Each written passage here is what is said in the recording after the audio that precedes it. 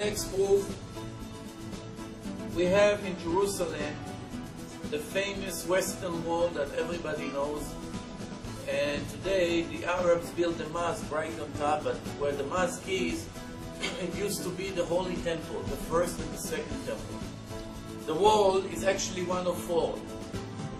When we review the oral Torah, we see in the Midrash, Songs of Songs, chapter 2, verse 6. Inside the Shir HaShirim itself, the Songs of Songs, it speaks in a present language. What's the present language? This is what it says. Here is our Western world watching us from the windows. And when we review what the oral Torah had to tell us about that verse, we're finding something unbelievable. The Midrash promise that the Western world always gonna be protected by the Spirit of God. It can never fall down. The Torah promise the Western world will never ever collapse. If the Western world will collapse, it will be, God forbid, the first mistake in the Torah. The Torah promised us that no matter what happened, you're always gonna find the Western world is standing because God had sworn to the Western world that it will never ever collapse. Now the point is, not that many people are aware of and familiar with the history, but let me read to you a little bit just from what happened in that area. First, Titus, the Roman Caesar, is destroying the second temple. Somehow he destroyed 3 other walls, but he did not touch the Western wall.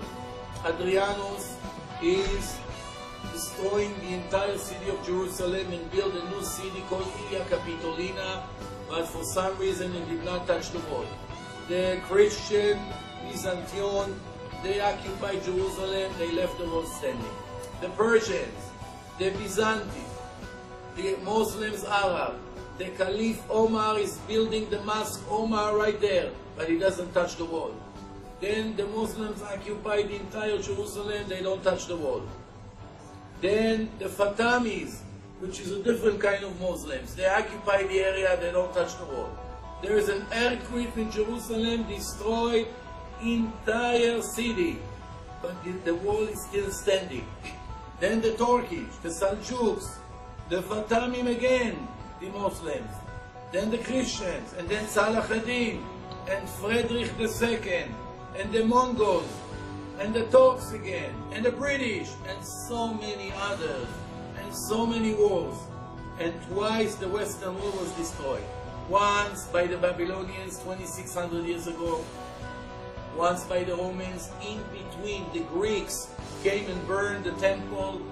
Every time a certain empire came to destroy the temple, for whatever reason, which nobody understands, they never touched the Western wall. Why? Because the Torah promised. Here is my wall standing. I am protecting it. It will never fall down. That means if it will fall down, God forbid, that will be the first mistake in the Torah.